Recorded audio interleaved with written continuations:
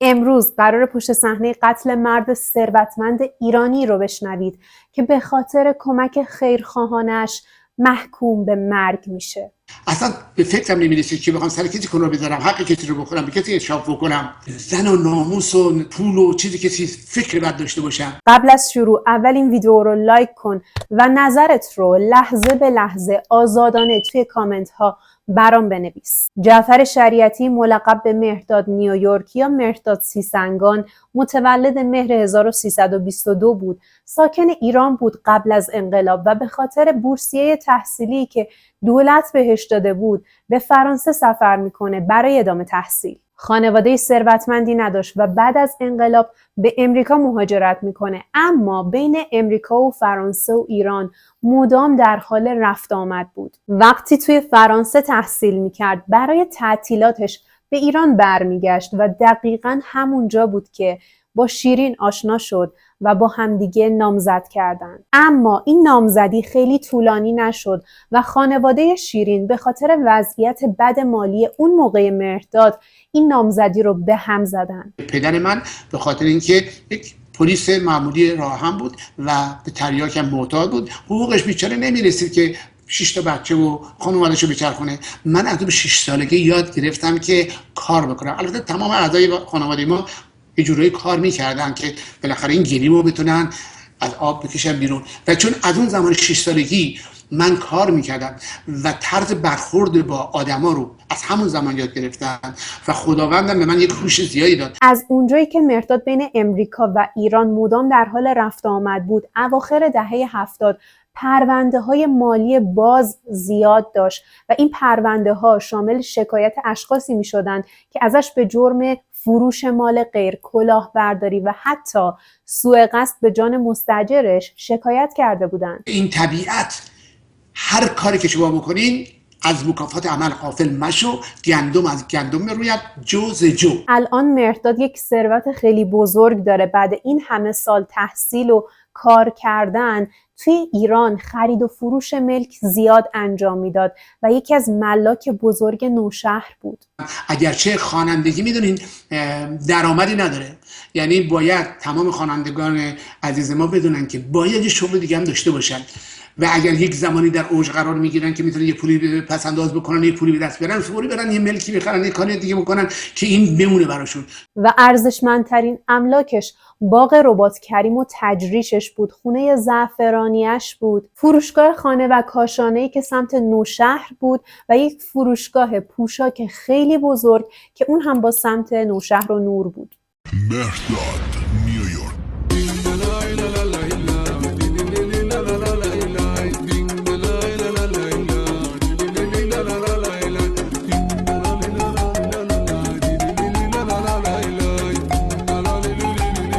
جدا از همه اینا چندین ویلای لاکچری داشت که یکی از مهمترین و بزرگترینشون سمت سیسنگان بود و به خاطر همین بود که به مهرداد سیسنگان هم معروف بود. و طبیعیه که از اونجایی که علاقه خاصی به ماشین‌های لوکس و لاکچری داشت، ماشین‌هایی رو وارد ایران می‌کرد که وارد کردنشون برای آدمای عادی خیلی مشکل بود. وارد می‌کرد، پلاک می‌کرد، خودش استفاده می‌کرد و بعد از یه مدت اون ماشین‌ها رو به قیمت‌های فوق‌العاده بالایی می‌فروخت یا با ویلاهای لاکچری معاوضه می‌کرد. جالبه که یک بار برای سرکشی به اموالش به ایران برمیگرده و به خاطر اون شکایت‌ها و پرونده‌های بازی که داشته دستگیر میشه. به مدت 3 سال توی ایران زندان میره و توی اون زندان با یکی از قاضی‌های پرنفوذ قوه قضاییه آشنا میشه و جالبه که این قاضی توی پرونده شهرام جزایری هم نظارت داشته. عجیبه چون بررسی‌ها نشون میده مهرداد نیویورک فعالیت‌های مغایر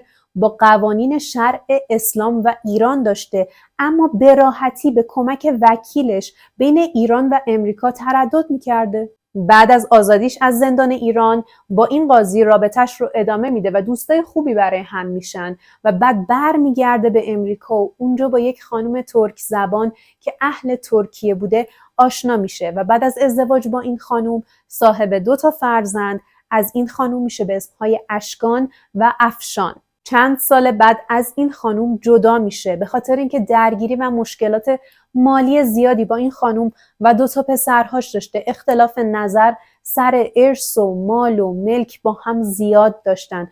برای همین جدا میشه و تصمیم میگیره ازدواج بعدیش با یک ایرانی باشه. تصمیم میگیره برگرده ایران و با یک ایرانی ازدواج کنه و یک خانواده بزرگ تشکیل بده، اما یک خانواده متفاوت. مهرداد قصد داشت صاحب 20 فرزند شه و اموال و املاکش توی امریکا و ایران رو برای این 20 فرزندش بذاره، نه اون 2 پسری که توی امریکا داره. این 20 فرزند رو از ازدواج با اون یک خانم ایرانی که توی سرش داشت نمیخواست، بلکه این 20 فرزند رو میخواست از طریق رحم اجاره‌ای به دنیا بیاره. مهرداد علایق زیادی هم داشت که شامل نواختن سنتور و خوانندگی هم میشد. فوق‌العاده مرد شیرین زبونی بود و چون پول زیادی داشت هیچ چیزی نبود که بتونه مانع رسیدنش به هدفهاش یا موفقیتش بشه. خیلی راحت هر آرزویی که داشت رو میتونست به راحتی تبدیل به خاطره کنه برای خودش، چون پولش رو داشت. اطرافیانش ادعا میکنن فوق‌العاده این مرد معنوی بوده و اعتقاد زیادی به خدا داشته، مهربون بوده و اگر کاری از دستش برمی اومده برای همه انجام میداده. با همه مهربونم. همه آدما بندگان خدایی هستن که اون خدا من آفریده. ما همه یکسان هستیم. هیچ امتیازی آدما نسبت به هم دیگه ندارن. یک شبکه تلویزیونی ماهواره‌ای هم میزنه و خودش توی اون شبکه اجرا میکرده. با دکتر مظاهری و حمید شبخیز یک مدت طولانی همکاری انجام میداد که یه سری شایعات هست که میگه دکتر مظاهری ازش شکایت کرده به خاطر اینکه مهرداد نیویورک از نوه دکتر مظاهری یک کلاهبرداری بزرگ انجام داده و یه عده میگن که اصلاً به نوه دکتر مظاهری تجاوز کرده که اینو در حد شایعه است، ما نمیتونیم باورش کنیم. اما میگن حمید شبخیز یک پول خیلی زیادی از مهرداد نیویورک قرض کرده و هیچ وقت بهش بر نگردونده و همه این عوامل باعث شده همکاری بین دکتر مظاهری و حمید شبخیز با مهرداد نیویورک قطع بشه. وارد صنعت موسیقی شده بود، خواننده موفق لس آنجلسی بود، ولی خب آهنگهاش یه مقدار طنز بود، یعنی یک سبک خاص خودش رو داشت و این آهنگا توی دهه 80 توی ایران فوق‌العاده وایرال شده بود و کسی نبود که این آهنگا رو گوش نکنه یا باهاش خاطره نداشته باشه یا باهاش نخندیده باشه. دوست دختر من ماه دامنش چه کوتاهه نیومده توی راه دوست دختر من. جالبه که موزیک ویدیوهایی که مهرداد نیویورک درست می‌کرد یکی از پرهزینه ترین میوزیک ویدیوهای زمان خودش بود، به خاطر اینکه یک گروه بزرگ از رقصنده‌های امریکایی توی ویدیوهاش می آورد و خب اونا می رقصیدن و ایشون می خوند. توی شبکه ITN و امید ایران یک برنامه اختصاصی مربوط به خودش داشت که میشست اونجا با مردم صحبت میکرد، خاطراتش رو میگفت و کلیپ‌هایی از موزیکاش رو وسط صحبت‌هاش پخش میکرد و یک شماره تماس زیر صفحه میذاشت تا مردم بتونن باهاش تماس بگیرن و باهاش خوشو بش کنن. بگو عزیزم. من از مشهد تماس میگیرم، خیلی دوستتون داریم. از اینکه رحمت به اون شیر که شما خوردیم، از اینکه خارج رفتین و خودتون رو گم نکردین، اون عهد مذهبی در وجودتون هست، ما خیلی افتخار میکنیم به شما. یه دیداری بگذارید برای اینکه ما شما رو بتونیم ببینیم. حتما این کارو میکنم. یک روز یک خانوم با شبکه تماس میگیره و روی خط با هم صحبت میکنن. زمینم توی شهرستان رباط کریم، اگر مسیرم اونجا خود حتما میام بهتون زنگ میزنم، یه عکس هم با هم دیگه میندازیم. باشه عزیزم؟ ای جان، ای عزیزم، برام سیدی بفرست. حتما عزیزم براتون میارم، حتما براتون میارم. سیدی خود برام بفرست. باشه به پیام بده، به پیام بده براتون میفرستم. باشه. خانومی به اسم مهرانه از سختی زندگیش، مشکلات اقتصادیش توی ایران، توی شهری که زندگی میکرده و ساکن بوده یعنی کرج، برای مهرداد تعریف میکنه. میگه ما جا و مکان نداریم، من و خانوادم با هم زندگی میکنیم توی یک خونه 40 متری و تقریبا میشه گفت ما آواره ایم چون شرایط اقتصادی درست حسابی نداریم.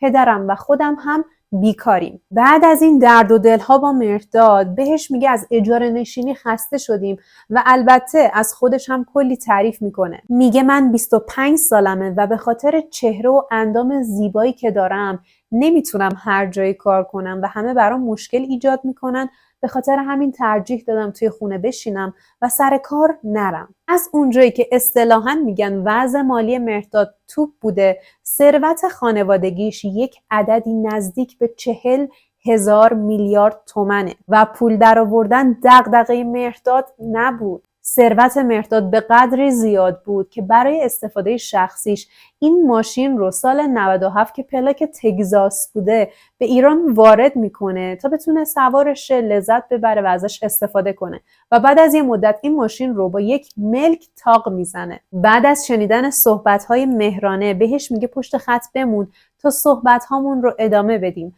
و بعد از اینکه باهاش صحبت میکنه یک مبلغ قابل توجهی رو به مهرانه و خانواده‌اش کمک میکنه تا شرایط زندگیشون بهتر شه. این کمک‌های خیرخواهانه که فقط مختص به مهرانه نبود، خانواده‌های زیادی بودن که مهرداد کمکشون میکرد، باعث شده بود یک حس و یک رابطه‌ای بین مهرانه و مهرداد شکل بگیره و مهرانه تمام تلاشش رو کرده بود که دل مهرداد رو به دست بیاره و موفق هم شده بود. مهرداد رو راضی میکنه به بهانه دلتنگی که به ایران بیاد این بار و با خانواده‌اش آشنا بشه. اما مهرداد تصمیم داشت قبل از اومدنش به ایران این خانواده رو از کرج به نوشهر منتقل کنه تا یک خونه بهتر داشته باشن و از طرفی به پدر مهرانه یک شغل هم میده. اون رو به عنوان سرایدار بزرگترین ویلای خودش توی سیسنگان انتخاب میکنه و خود مهرانه رو به عنوان مدیر یکی از فروشگاه‌های بزرگش سمت نوشهر انتخاب کرده بود و به این پدر و دختر ماه به ماه حقوق میداد. الان مهرانه و مهرداد تصمیم به ازدواج داشتن، اما مهرداد شرط عجیبی برای مهرانه گذاشته بود. نداشتن رابطه جنسی. این شرطی بود که مهرداد برای مهرانه گذاشته بود و مهرانه با کمال میل پذیرفته بود و بعد صیغه مهرداد شد. به مهرانه میگه من 2 پسرهام که توی امریکا زندگی میکنن هیچ چشم داشتی به مال و ثروتم ندارن، اما میخوام نسلم ادامه پیدا کنه توی ایران و این مال و ثروتم به این 20 فرزندم برسه. مهرانه چندین زن رو بهش معرفی میکنه تا بعد از آزمایش‌های ژنتیکی که روی این افراد انجام میشه و مورد تایید مهرداد قرار میگیرن باهاشون قرارداد ببنده تا رحمهاشون رو اجاره کنه. در نهایت 3 از اون زنها انتخاب میشن و قرار بود نفری 5 میلیارد بابت هر بارداری بهشون پرداخت کنه. توی مرحله اول یعنی بعد از تایید بارداریشون 1 میلیارد، توی مرحله دوم یعنی وقتی که 5 ماهگی رو رد کردن 1 میلیارد دیگه و در نهایت بعد از این که بچه رو به دنیا آوردن و تحویل مهرداد دادن 3 میلیارد دیگه به حسابشون واریز شه. توی مرحله اول 2 از اون زنها 2 قلو باردار شدن و زن سوم 1 پسر باردار شد. اما بعد از اینکه 1 میلیاردشون رو گرفتن و 5 ماه گذشت و به مرحله دوم نزدیک شده بودن، خبری از مهرداد نبود. بعد از اینکه مهرداد رو نمیتونن پیدا کنن، تصمیم میگیرن از مهرداد شکایت کنن و شروع ماجرا همینجاست. از دیماه 1402 به مدت 10 ماه هیچ خبری از مهرداد نبود. با وجود اینکه توی ایران نبود، هیچ مدرکی هم وجود نداشت که مهرداد از ایران خارج شده. آشنایانش توی امریکا فکر میکردن توی ایرانه و داره بهش خوش میگذره و حالا قصد نداره برگرده امریکا. اونایی هم که توی ایران بودن فکر میکردن باز بدون سر و صدا پیچیده رفته امریکا. دوست و همکار عزیز ما مهرداد معروف به نیویورک ولی در اصل مهرداد شریعتی، دوست چندین و چند ساله ما و همکار من، قریب به 7 سال مهرداد در تلویزیون امید ایران برنامه داشت، چه زمانی که در نیویورک بود و چه زمانی که تصمیم گرفت به ایران بره و در ایران با تأسیس یک مرکز پوشاک که خیلی بزرگ در شهر سوسنگان هستش و هیچ خبری ازش نداریم. پسر مهرداد عزیز و همسرش از نیویورک به ایران رفتن و در به در به دنبال اطلاعات هستن و متاسفانه نشد که نشد. به تنها لب دریا کجایی بی تو خیلی تنها بشم. بچه‌هاش توی امریکا، زن سابقش و همکاراش پیگیر این غیبت طولانی مدتش میشن چون سابقه نداشته. مهرداد بیخبر برگرده ایران و هیچ خبری از سلامت خودش به کسی نده و این براشون عجیب بود که چطور توی این تایم طولانی جواب هیچ تماس یا مسیجی رو نمیده. از طرفی روی شبکه‌های اجتماعیش هیچ فعالیتی نداشت و هیچ چیز جدیدی پست نکرده بود. چند نفر از دوستان نزدیک مهرداد توی امریکا یک مسیج دریافت کرده بودن از طرف مهرداد که براشون توضیح داده بود رفته به کرمان برای شروع یک بیزنس جدید و اونجا چون اینترنت خیلی ضعیفه و آنتندهی خوب نیست نمیتونه فعلا باشون تماس بگیره و اینجا خیلی مشغوله. بعد از گذشت چند ماه و پیگیری خانواده مهرداد، خواهرزادش سراغ داییش رو میگیره و از اونجایی که میبینه تماسهاش رو جواب نمیده میره به سمت نوشهر تا به ویلای مهرداد سر بزنه. همه چیز مرتب بود اما مهرداد اونجا نبود و جالبه که مهرانه همچنان توی فروشگاه مشغول به کار بود و از غیبت مهرداد نگران نبود. میگفت صبر میکنم تا 1 هفته بگذره و بعد مفقودی مهرداد رو به پلیس گزارش میدم. خواهرزاده مهرداد این موضوع رو به پسر بزرگ مهرداد اطلاع میده و خودش هم میره دادسرای نوشهر و اونجا اعلام مفقودی میکنه. بعد از مدتی پسر بزرگ مهرداد به ایران میاد تا پیگیر پدرش بشه. سراغ اون قاضی معروف میره که دوست صمیمی پدرش بوده و با پیگیری اون متوجه میشن یک مسیج به خط امریکای مهرداد اومده و توی اون مسیج نوشته شده که آقای شریعتی، معامله ویلای زعفرانی شما داره انجام میشه. آیا از فروشش اطمینان دارید؟ هفته گذشته برای امضاها اومدن. لطفاً برای سند زدن حضوری به محضر مراجعه کنید. توی این مسیج اون فرد اشاره کرده بود که آیا اطمینان دارین از فروش این ملک؟ چون الان قیمت ملک راکده، میتونید به قیمت بهتری بفروشید. در واقع مهرداد هیچ اطلاعاتی از املاکی که میخرید یا میفروخت به خانواده خودش یا دوستان صمیمیش نمیداد. یعنی در واقع کسی نمیدونست که مهرداد چی خریده، چی فروخته یا کجای کشور چه ملکی داره. خانواده‌اش با دیدن این مسیج تعجب میکنن چون اصلا نمیدونستن اون فرد در مورد کدوم ویلا صحبت میکنه. پلیس از طریق اون شماره تماسی که به مهرداد مسیج داده بود پیگیر اون فرد میشه تا ازش بپرسه در مورد کدوم ملک صحبت میکنی. متوجه یک داستان بزرگ میشن و لیست بزرگی از اموال مهرداد رو که توی ایران داشته در میارن. بعد از بررسی های دقیق پلیس متوجه میشن املاک مهرداد توی ایران توسط یک دفترخونه به افراد مختلفی منتقل شده و یکی از اون افراد سرایدار ویلای مهرداده. پدر مهرانه همسر دوم مهرداد. مهرداد 1 ماه قبل از مفقود شدنش از مهرانه جدا شده بود اما همچنان کارت‌های اعتباریش و اختیار اون فروشگاه شمالش دست همسرش و خانواده همسرش بود و اونها گردش مالی فروشگاه خانه و کاشانه شمال رو اداره می‌کردن با وجود اینکه اصلاً خبری از مهرداد نبود. سرنخ اصلی رو پیدا کرده بودن. با دستگیری اون سردفتر و سرایدار ویلا و همسر سابق مهرداد شروع کردن به بازجویی کردن و حقایق خیلی تلخی افشا شد. مهرانه گفته بود مهرداد وقتی قصد کرد 20 تا فرزند با رحم اجاره‌ای به دنیا بیاره برای من سوال شد که مگه چقدر ملک و املاک داره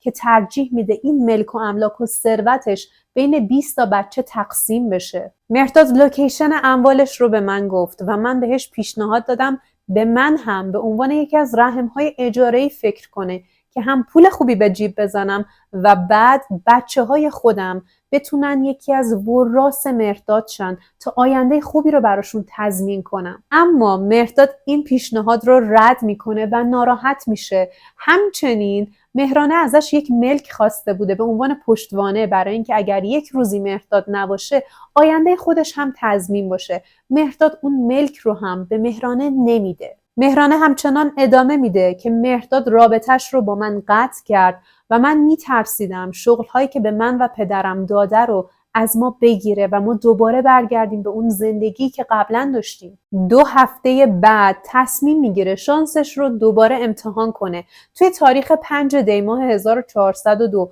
میره به ویلای مهرداد، باهاش صحبت میکنه تا شاید قبول کنه دوباره رابطهشون رو از نو شروع کنن، اما به در بسته میخوره. مهرانه 2 نفر رو اجیر کرده بود. یکیشون هم محله‌ای خود مهرانه بود و دومین نفر مدیر تبلیغات مهرداد بود. این 2 نفر رو اجیر کرده بود که بعد از اینکه خودش از خونه خارج میشه این 2 نفر وارد خونه بشن. بعد از خروج مهرانه از خونه مدیر تبلیغات مهرداد میره خونه مهرداد تا بهش سر بزنه و بعد اون هم محله‌ای مهرانه به عنوان پلیس یا مأمور وارد خونه میشه و مهرداد خب میترسه طبیعتاً و این 2 نفر تلاش میکنن داروی بیهوشی رو به مهرداد تزریق کنن و بیهوشش کنن. بعد از بیهوش شدن مهرداد اون رو به صندوق عقب ماشین منتقل میکنن و از نوشهر به سمت تهران حرکت میکنن. تمام مدارک و دلارهاش رو بر میدارن با خودشون میبرن تا اطرافیانش فکر کنن مهرداد تصمیم گرفته یهویی برگرده امریکا. 10 روز تمام اون رو توی یک خونه سمت غرب تهران گروگان میگیرن، میبندنش، شکنجش میکنن تا یک لیست کامل از همه اموالش توی ایران به این 2 نفر بده. تمام اون املاک رو با امضا و اثر انگشت خودش از مالکیت مهرداد خارج میکنن و به اسم اون سردفتر و سرایدار ویلای مهرداد میکنن. این طبیعت به این طریق درست شده که شما هر کاری بکنی به خودت برمیگرده. حالا من طبیعتاً زندگیم طوری بوده با اینکه نه اصلا هیچ کسی از ما فقیرتر نبوده تو دنیا، مگه اون آفریقایی که نونگیریشون نمی اومده. ولی تو ایران من فکر می‌کنم هیچ کسی از ما فقیرتر بود. خب ولی خداوند زندگی منو طوری درست کرده بود که من اصلا فکری بعد سرم نمی‌زد که بخوام فکری بد بکنم. همه رو دوست داشتم. مهرداد هر بار مجبور میشد برگه هایی که براش میارن رو به امید اینکه قراره بعد از امضا کردن این برگه ها آزادش کنن امضا میکرد، اما قرار نبود آزاد شه و روحش هم خبر نداشت که پشت همه این داستان ها مهرانه و خانواده‌شن. از طرفی پرونده شکایت اون خانوم ها بابت رحم اجاره‌ای همچنان باز بود. پلیس هم دنبال مهرداد نیویورک میگشت، از این سمت هم خانواده مهرداد نیویورک دنبالش میگشتن و توی این نقطه این 2 تا پرونده به هم متصل میشه. در تاریخ 25 آبان 1403 کار اون 2 نفر دیگه با مهرداد تموم شده بود و برای اینکه بعداً براشون شر درست نکنه، کاری نکنه که پای این 2 نفر بیاد وسط و گیر بیفتن، تصمیم میگیرن مهرداد رو بکشن. مهرداد رو توی همون حمام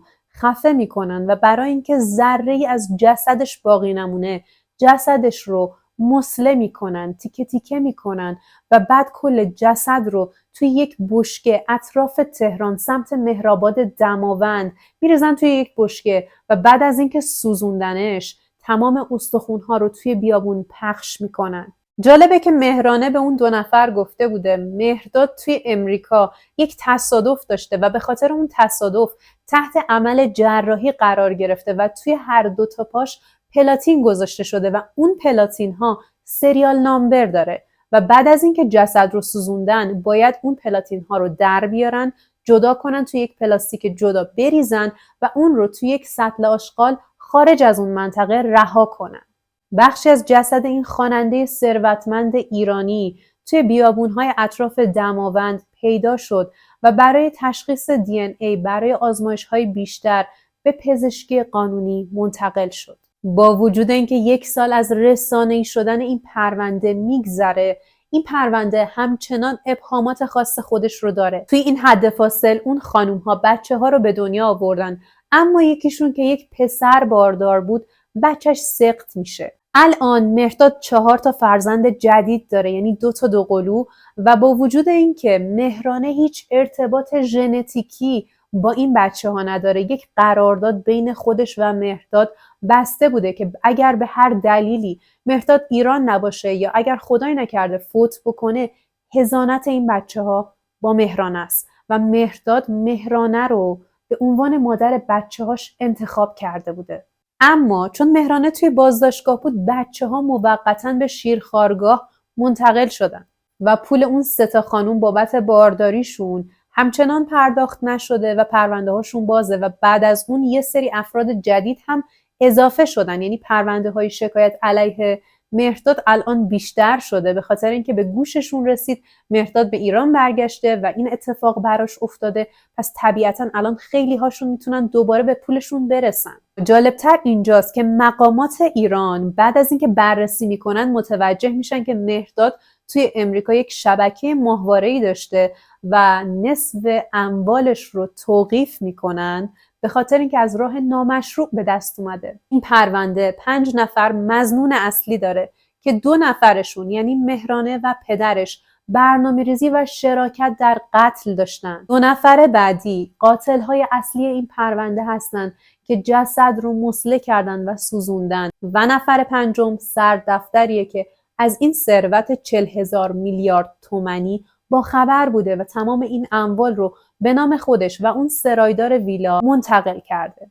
اما اظهار میکنه که از هیچ چیزی خبر نداره، چیزی رو گردن نمیگیره و همچنین مدعی میشه که من همه این اموال رو توی دبی با پرداخت دلار به مهرداد به صورت کاملا قانونی ازش خریدم. همچنین اون یک دستخط و موبایل نامه از مهرداد به پلیس نشون میده و پلیس اون رو برای خط‌شناسی میفرسته و تایید میکنن که این دستخط مهرداده. اما تحت چه شرایطی این موبایل نامه نوشته و امضا شده خدا میدونه. بیشتر فامیلای من مثلا بابا بزرگم یادمه وقتی میخواست فوت بکنه نشسته بود پای این بخاریای نفتی بوده، مثلا فکر کنم این موضوع مال 40 سال پیش بود.